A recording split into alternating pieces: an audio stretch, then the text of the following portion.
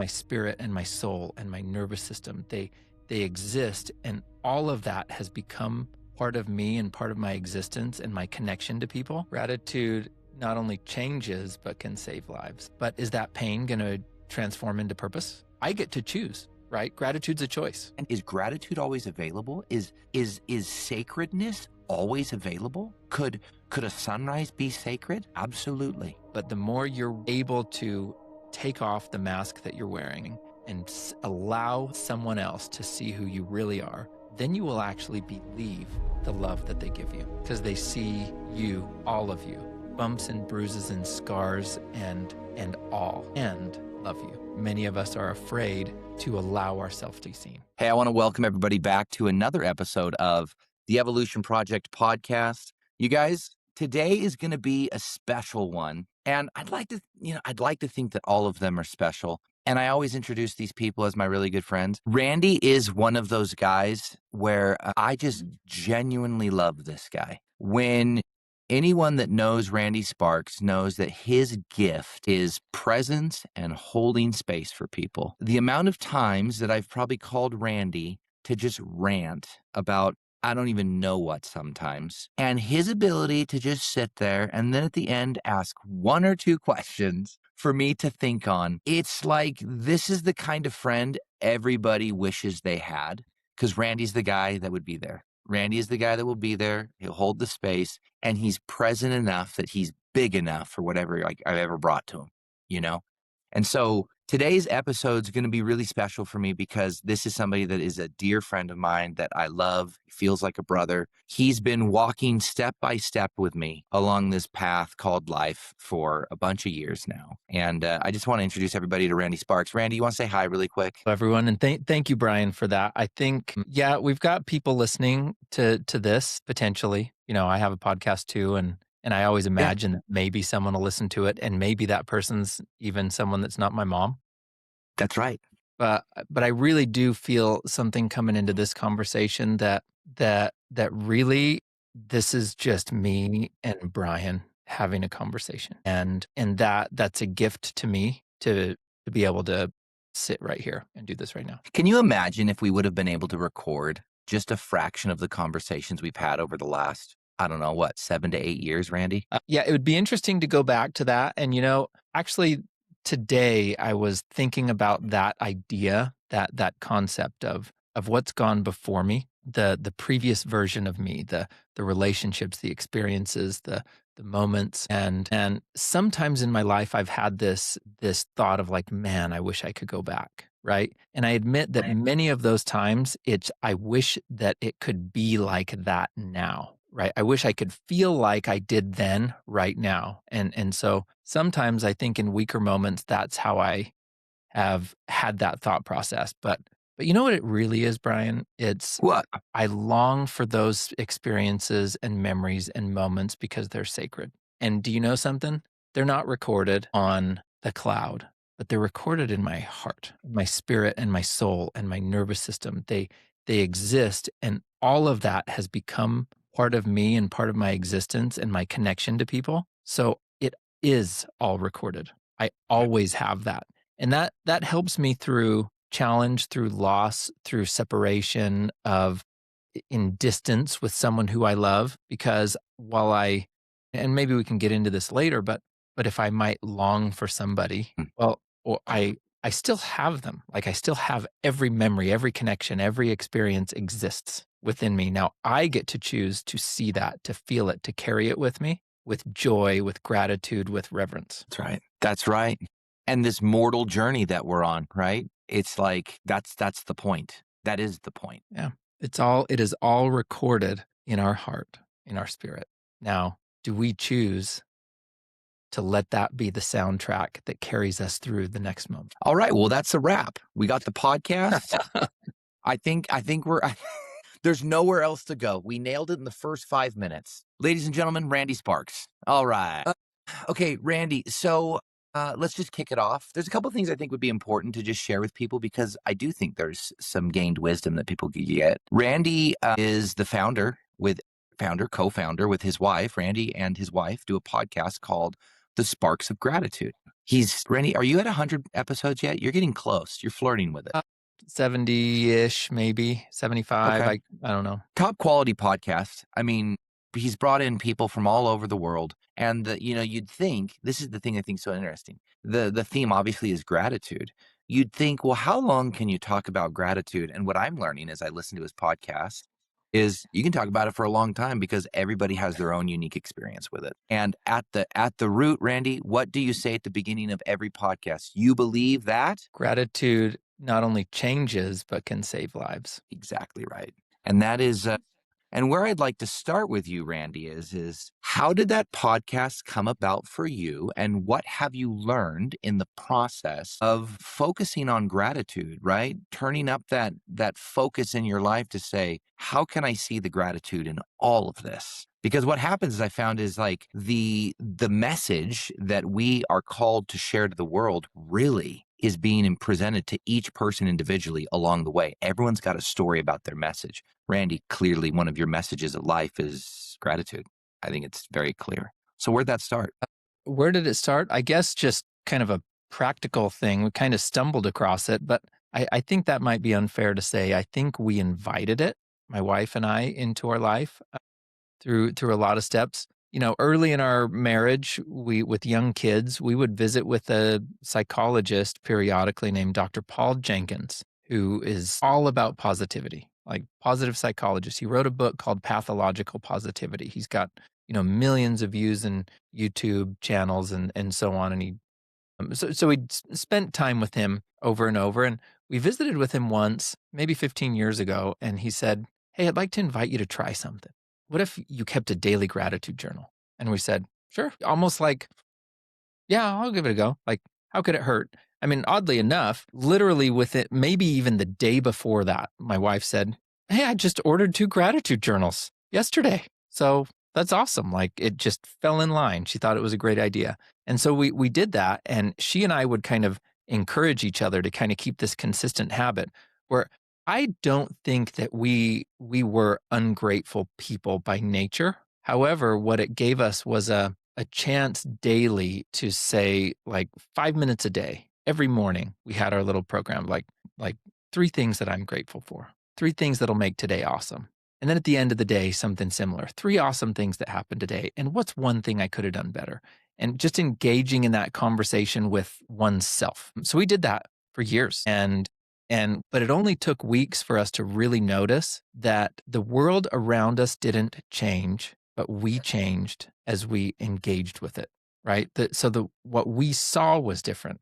And you know why? It's because that's what we were looking for, right? I had a guest on my podcast that says, you get what you see, but you see what you seek. And we were training ourselves to see gratitude, right? So, but it began there, and I felt like we were kind of training those muscles. We were like squeezing that stress ball and it was easy. It's like doing the things in joy. And then, maybe even years later, the first chance came for us to go through something where we really suffered. We were in deep despair. And So this is shortly after, like you start the trek on gratitude, and then as the world and the universe and whatever works says, all right, you really committed to gratitude, Randy and Kathy? Let's throw a bowling ball in this mix to see what happens, right? yeah, well, and I would say we didn't get that like immediately, but what we felt immediately was how our mindset and how our nervous system changed to Yeah, experience the world around us. We just started to feel like we felt more joy in everything because we were looking for it and that's accepting right. it, right? But then Hey, the Randy, we're 10 minutes in this podcast. We can end it again if you want right now. I feel like it's so good. I mean, we're going to give people every 5 minutes. You can choose to continue this adventure, but I just feel like you don't want to stop right now because, Randy, the wisdom you're dropping right now is lived experience, dude. Is gratitude available all the time, Randy? Is it? that's the key. And what Dr. Paul would say to us is, yes, gratitude changes and flips the switch for everything. But it's not just being grateful for the easy things. C.S. Lewis talks about it, like being grateful for the given gifts. Dr. Paul would say it's easy to be grateful for those things that you just love, the comforts, the joyous things, the date night with your wife, the chocolate chip cookies, it's easy to be grateful for that. But what about the hard stuff? He says, that's what really powers it up. And this is what I tell everyone. Really, the key with gratitude is that being grateful in and through the hard stuff is what changes everything. Now, I would say I varied on that because of how I approach that, because I might be going through something extremely painful. Somebody listening to this right now is in deep grief or despair, right? Well, how can they be grateful for that? That is a very difficult question.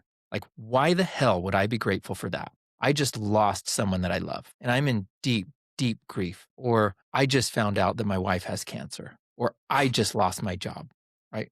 What do you do about that? Every single one of those challenging experiences, and maybe yours is different. Every one of yours is different. But you know what? Everybody will experience something like that they might have caused to themselves, or they might be just lucky or unlucky, right? How you choose Yeah. to see that. Well, but how do you find gratitude through that? So this is the key, what Kathy and I experienced, and it's not just us. This is what everybody that teaches about gratitude and mindset is, that it's finding gratitude in and through that. Okay. It's not denial of the fact that that is in fact grief or pain. It's not ignoring what it in fact is, but it's flipping the switch to acceptance of what is. That's right. Right. And, a good friend of ours shared this quote with me, Devin Rapley, by Carl Rogers, philosopher, that as soon as I'm able to accept myself as I am, then I can change, Right. right?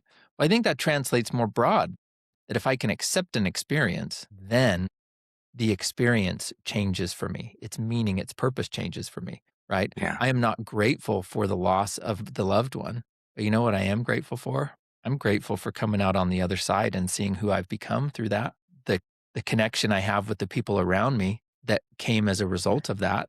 But this is where it's all a choice. I get to choose if that's how I navigate that experience. And the experience hurt, but is that pain going to transform into purpose? I get to choose, right? Gratitude's a choice. Andy, do you know what I feel like's happening for me right now? These conversations that we've had over the years, like there's all these thoughts that are coming up for me as I'm listening to you. Cause like this isn't the first time we've had this conversation, right?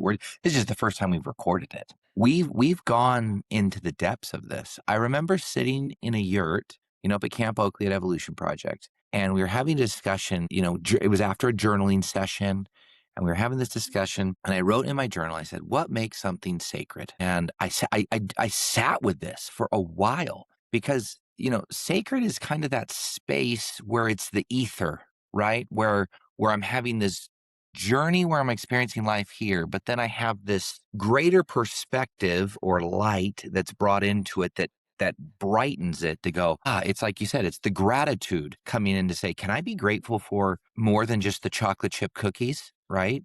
Can I be grateful for the Brussels sprouts, whatever you want to call it, right? And I said, what makes something sacred? Because I was really on this sacred kick. And I was like, it's the meaning that I give to something and the presence that I bring to it. And that is where I experience sacredness. And so I thought, can I experience gratitude all the time? Is gratitude always available? Is sacredness always available? Could a sunrise be sacred?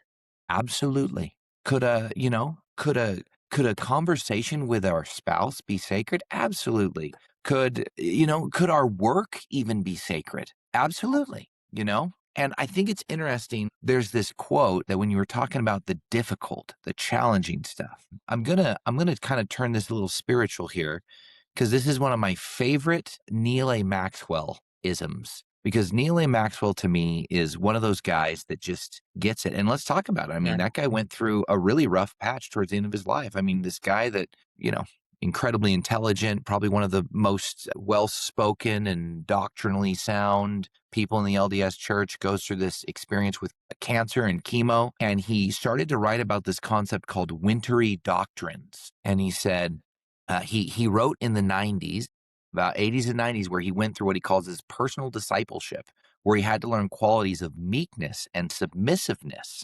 and being willing to receive these things like with Mm. gratitude ultimately and see God's hand in it. And he talks about it and he says, if we're serious enough about our discipleship, Jesus will eventually request us to do the very things which are most difficult for us to do. And he came to call these things wintry doctrines. And he said, at the funeral of a father in 1996, he said, there are in the gospel warm and cuddly doctrines. And then there are some that are just outright wintry doctrines. One of them, frankly, is that we cannot approach real consecration without passing through appropriate clinical experiences. Because, Randy, we don't achieve consecration in the abstract, right? We don't read about it. Sometimes, therefore, the best people have the worst experiences because they are the most ready to learn. That's one of those ones that's tattooed on my heart. And I have to go back to it every once in a while because it's nothing more than an opportunity for surrender, acceptance, oftentimes sitting in the dukkha of whatever the thing is that feels uncomfortable, that I don't like, that I would not wish upon me, that was not in my bingo card, as people say. And that's kind of been life in beautiness too. Like I don't want to go too, like my life has been beautiful, right? And the reality is I think if you asked anybody, hey, has your life gone the way you thought it would? I'd be shocked if anybody's like, yeah, I nailed it. I mean, it's been like a script for a movie and everything I've just planned. That Well, hasn't been my experience. you know what I think about that is if you look back at the tapestry and the landscape of your life and what makes it beautiful, what if I translate that to like a landscape photograph? You know, if I'm looking outside and I'm like, wow, what a beautiful day, bright noonday, green grass and trees, and a blue sky just empty. Like it is clear as can be, you know, beautiful temperature. But if I snap a photograph of that, yes, I can find all the beauty in it. But what if I look at the photograph at like the dusk light, the golden hour, and the ominous clouds are swirling and there's a storm off in the distance, and I see the light reflecting off of the tree. There's emotion and energy in this entire image, right? Well, there's danger, there's pain, there's beauty. It's all of those things. That's what makes it beautiful and sacred. It's because it has all of that in it. Now, are we willing to see it, to accept it, to embody it, right? The most beautiful sky that I ever appreciate is the one that's got those dramatic clouds that are just unpredictable and ready to burst, right? Like that's what brings life to this, right? And that's what we experience. We are not all sunny days. Yeah, dude. That's a great one-liner. Well, Yeah. and think about it. I saw something the other day, probably in like a Instagram reel or something that I can't claim to. It's like, you know, if you have that storm, you know, it's a bad day for the ice cream cart in the park. But not every day was made for him, right? Today's someone else's day. Maybe the umbrella salesman, Maybe the right? flowers. Yeah. So that like every day, I mean, it's all part of this, and not all of my days are going to be that beauty, but the beautiful days have richness because of the others, right? And it's who I've become coming out on the other side. I'm like like every one of us goes through some of that pain and contraction. So Yeah, great transition right here, Randy. So, if it's okay, I'm gonna put the logo so if someone's watching this, they can see this, right? There's the logo. Take a quick little look at it. Randy, when we would have discussions starting out Evolution Project, we'd always take out the logo of Evolution Project and we would say, "Hey, we'd like to share with you a little bit about the meaning of what this logo looks like and what's going on here and what we hope to experience in this little space that we're going to create together over the next 2 days." Randy, do you feel like comfortable where you could talk a little bit about the belly of the whale as someone has described the image, the tree and the growth inward and the growth outward? Do you want to give a little well, light to that? well, And I well, feel it's a good maybe transition. like the imagery, the metaphorical conversation that we have about this journey we're traveling through in life. In Evolution Project, you've brought the kind of the container through the story of the hero's journey, Joseph Campbell, right? And what's the hero's journey? It's more in depth, but there's this process that everyone is in some way in this journey of the hero. Every movie you've ever seen, but why do we identify with it? Because we are in it, That's right? right. And so, I'm Frodo and I'm at home in the Shire and it's beautiful. But then, this invitation to adventure comes somehow, right? Sometimes we choose our way into it, sometimes we're thrust upon it, right? Or it's thrust upon us. And then there's this resistance to cross the threshold into that adventure that we call whatever that next life's experience is. And through that, we move on to the next phase of the journey, right? And then what? Then what happens? We might meet allies and friends and foes and maybe have a couple of challenges, get banged up a bit. But then something big happens, right? The event for that journey where we have to enter the cave, we have to fight the dragon, or we have that big experience that we're going to face that's insurmountable, that there's no way that we can accomplish this because we've never done it before. We've gone somewhere we've never been Yeah. and facing something beyond what we've ever done. But what does Jordan Peterson say? The cave you fear to enter holds the treasure you seek, right? And so we enter that cave, we face that challenge, but what do we come out with? The elixir, the treasure. And what is the elixir? It's not a bag of gold. It's that I learned that I had within me the ability to overcome, to endure, to make peace with, to go through that experience. And I come out the other side. I am me, but I'm a new version of me, right? Everything's the same, but nothing's the same. And then it's the journey home, right? Back in the Shire, but Frodo's not the same. Randy's not the same through this experience that I have.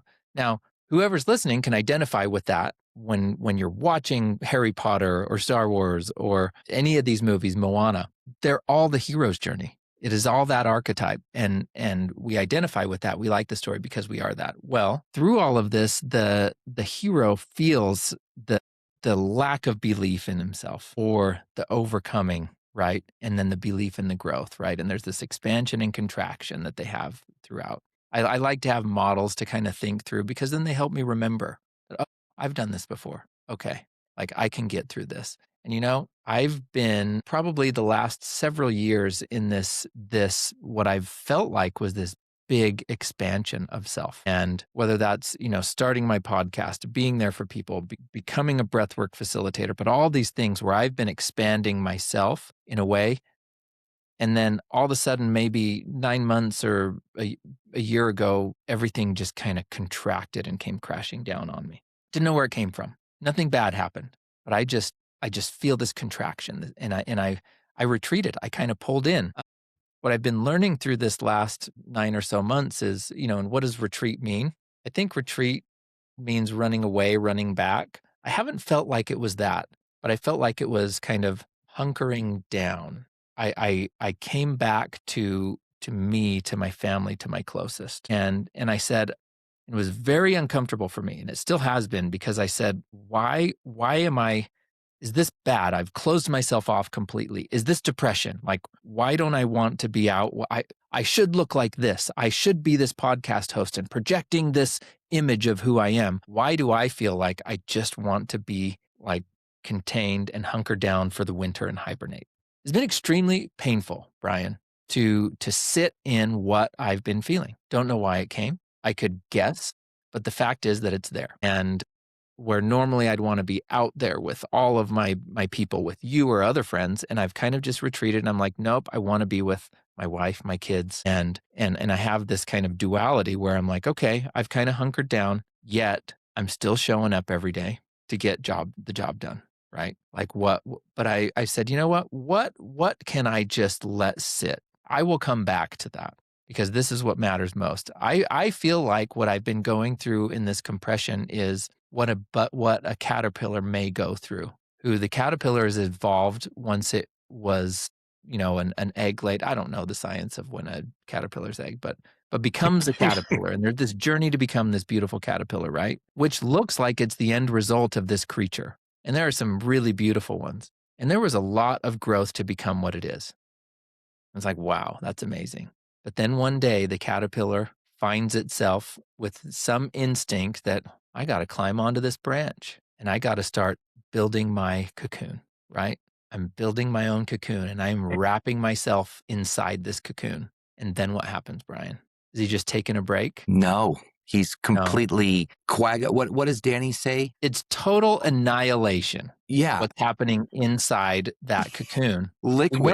We know what the caterpillar becomes, but it's you don't just like go behind the door, change your clothes and walk out, right?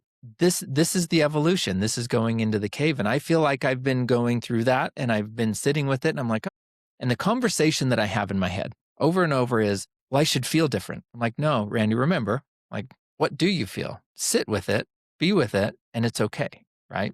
Like this is growth. This is pushing through. And I've told you recently that I say, I think I feel the cocoon cracking open. But what I know is over and over and over, you've experienced me go through, "Oh, well, now I'm facing this challenge and despair and so on, and the job loss, the moving on to the next phase of life, and through the pain that I experienced through that. We've been there for each other through over and over and watched each other, and maybe one of us is saying, "Hey, I'm here. I'll carry you through this," or vice versa, right? And I've been in one of those and I'm saying, well, the self-talk, the roommate is, what's wrong with you? But the reality is nothing. I'm feeling what I'm feeling, right? And I'm like, okay, it's the evolution of becoming this next version of me. And I trust, based on all the experience, I have 100% record of getting through every single challenge that I've faced so far in my life. I'm That's still right. here. So I've proven to myself that, yeah, do you know what one of the most beautiful things is? Here's the example that I have with my wife. And I'll compare it to the experiences that I face just emotionally and challenges that I have in the conversations in my own head. But when that's with my wife and we have a challenge with each other, so we have a disagreement, something that we're facing, and there's just this energetic friction or something that we're going through. And sometimes this lasts minutes, sometimes this lasts months, right? And the beauty of our relationship is that I know what's waiting on the other side. And when we're willing to engage with it and say, yeah, this is uncomfortable and we are going to go through this process together. But then eventually we come out on the other side, all the frequencies align and the tension releases. And we haven't held on to this. We've sat with it. We've engaged with it. We've allowed it together as in a relationship together for us to come through it. And then on the other side, we are more united, more aligned, more connected. And then that experience, which was painful and difficult, became sacred, right? So that's what I see. If I can attach purpose to my pain, it becomes sacred. If I can just allow it to be what it is and not try to avoid it, then that can become meaningful and purposeful. That's right. The meaning you give to it and the presence, the willingness to be in it and to not. So, Randy, I actually have a favor to ask. And at the beginning of every evolution project, we read a poem called The Invitation by Oriah. And I feel impressed. Randy, can we read that together? Can me and you Yeah. read the invitation? And because I feel like the question I ask myself, like when I read this, when I share this poem, this is the question I ask. I go, this poem is almost like a litmus test within the individual to say, I'm going to do a self check right now. And what's my ability? How do I match up to this? My willingness to show up in this thing called, and the question I ask myself after every one of these questions is, hey, do you have enough heart, wholeheartedness? Heart to me is like, I'm going to show up even when I don't want to, right? And this is the test. This is like such a beautiful way they've encapsulated it. So what I'd like to do, Randy, is I'm going to read a little bit. I'll stop. When I stop, I'd love for you to read. We're going to read through this together because I want people to hear it because it's that important. And I feel like, Randy, I feel like this is the journey you and I have been on together, walking down the road, walking each other home, dude, you know? And that's what good friendship is. That's what brotherhood really is. When you've got somebody that you can call and go, dude, I'm in a funk right now. Could you hear me out right now? And just as much that I can call you and say, hey, Randy, can I celebrate a win with you right now? And you're there for both of it and go, hell yeah. What, like, that's when you know you got a brother. And that's how I see you, Randy. So I'm going to start. It says, The Invitation by Oriah says, it doesn't interest me what you do for a living. I want to know what you ache for. And if you dare to dream of meeting your heart's longing, it doesn't interest me how old you are. I want to know if you're willing to risk looking like a fool for love, for your dreams, for the adventure of being alive. You go, Randy. It doesn't interest me what planets are squaring your moon. I want to know if you have touched the center of your own sorrow, if you have been opened by life's betrayals, or have become shriveled and closed from fear and further pain. I want to know if you can sit with pain, mine or your own, without moving to hide it or fade it or fix it. That's what's hitting me now. I want to know if you can be with joy, mine or your own, if you can dance with wildness and let the ecstasy fill you to the tips of your fingers and toes without cautioning us to be careful, be realistic, remember the limitations of being human. It doesn't interest me if the story you're telling me is true. I want to know if you can disappoint another to be true to yourself. Isn't that the damn truth? If you can bear the accusation of betrayal and not betray your own soul. If you can be faithless and therefore be trustworthy. I want to know if you can see the beauty even when it's not pretty every day. And if you can source your own life from its presence. I want to know if you can live with failure, yours and mine, and still stand at the edge of the lake and shout to the silver of the full moon, yes. It doesn't interest me to know where you live or how much money you have. I want to know if you can get up after a night of grief and despair, weary and bruised to the bone, and do what needs to be done to feed the children. It doesn't interest me who you know or how you came to be here. I want to know if you will stand in the center of the fire with me and not shrink back. That's why everybody needs a friend like freaking Randy Sparks did. It doesn't interest me where or what or with whom you've studied. I want to know what sustains you from the inside when all else falls away. I want to know if you can be alone with yourself and if you truly like the company you keep in empty moments. Boom. Yeah. That poem is the best way to open up a container in that's how you do it at Evolution Project. You bring the men together, you say, we're going to read this poem together. And then everybody gets to sit with that and what hits them and talk about it. And it sets the stage for them to go into that. I feel like that's the gift that you've opened up for me, Bryan, through being able to see myself, to navigate what life has. One of the mantras of Evolution Project is this thing we're doing called life. Here's the paradox. You can't do it alone, but nobody's going to do it for you. Both of those are true. So what do? Nobody can go through my experiences for me. I must do that. And I can't do it alone. I have people who believe in me, loved ones, support all around me. But at the end of the day, I need to go through it. I remember an experience, the very first Evolution Project that I attended with you at Matt Camposano's cabin. I don't know, what was that, six years ago? About 5.5, 6 years ago? Yeah, 5. And I remember we did an exercise, a mask exercise, where the idea was, what masks are we each wearing? And we stood, 2 at a time, staring into each other, like uncomfortably close, like we were about to kiss each other, with another man who I'd never met. And one of us had a mask on, and we looked directly into each other's eyes, and they said, okay, you stand and stare. And this lasted a few minutes. You just stare directly into their eyes. And one at a time, he shared with me all of the masks that he wears. And those were unique to him. Now, I might have shared some of those, but he got to share that. And as I'm staring in his eyes, and I had the chance to do the same back at him and share the masks that I wear. It was the first time I did an exercise like that. Life-changing.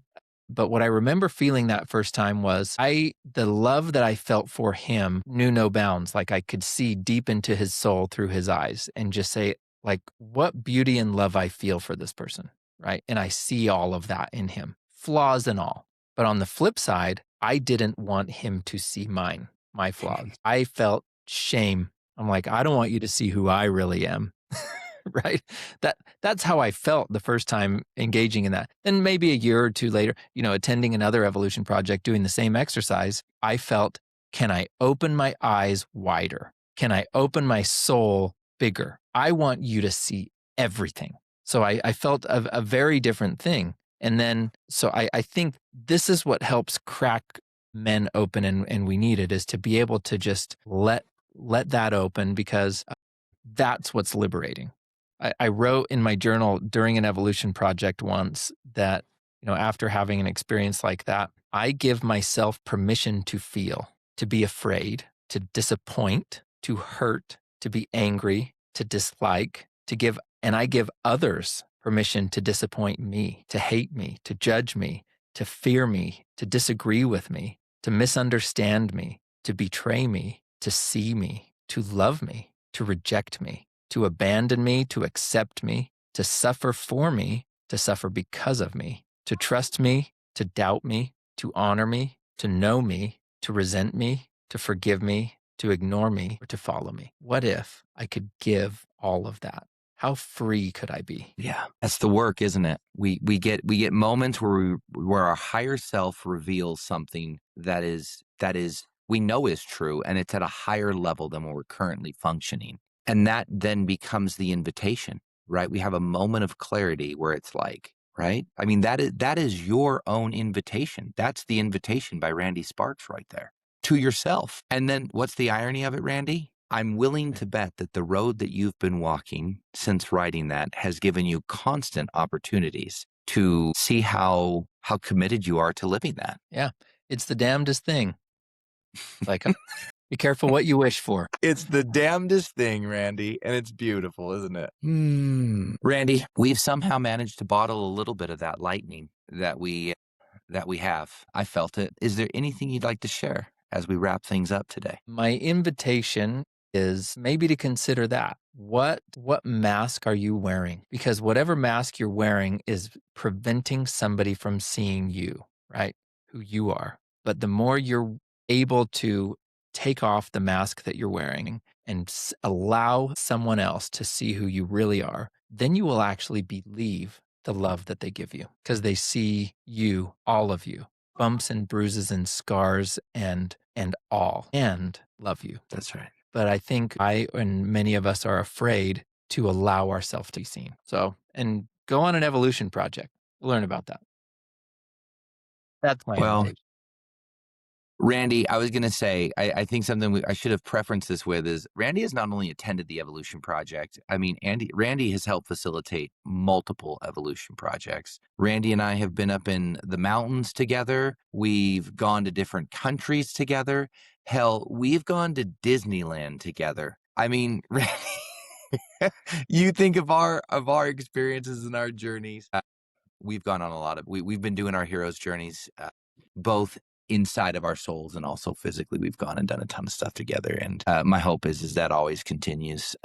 I've valued so much the perspective that you've brought to my life, the space you've held for me, and the truth is, right, we're all just walking each other home. And interesting enough, some of the most profound experiences I've had, ironically, Randy, guess who's been there? You've been there for them. And so this is me touching my heart with all my gratitude. Grateful that I was able to share my friend Randy Sparks with some people out there, and just grateful for the people that are joining us in this journey, listening to the Evolution Project podcast. And Randy, if there's anyone that wants to reach out, connect with you, what would be the best way to do so? Well, you can find me Sparks of Gratitude website, YouTube, Instagram. Incredible. All right, man. Well, we'll put that stuff in the links so that people can click on and learn more about that. Listen to multiple podcasts. I mean, we did a podcast together, Randy, on your podcast, but I mean, I am the low level of the conversation. Some of the people you've had, I'm like, how the heck does Randy find these people? It's amazing. So anyway, love you, grateful for you, and thanks. Thank you. Listen to this, subscribe to this, people. Listen to all of them. Listen and subscribe. That's exactly right. Until the next time, everybody.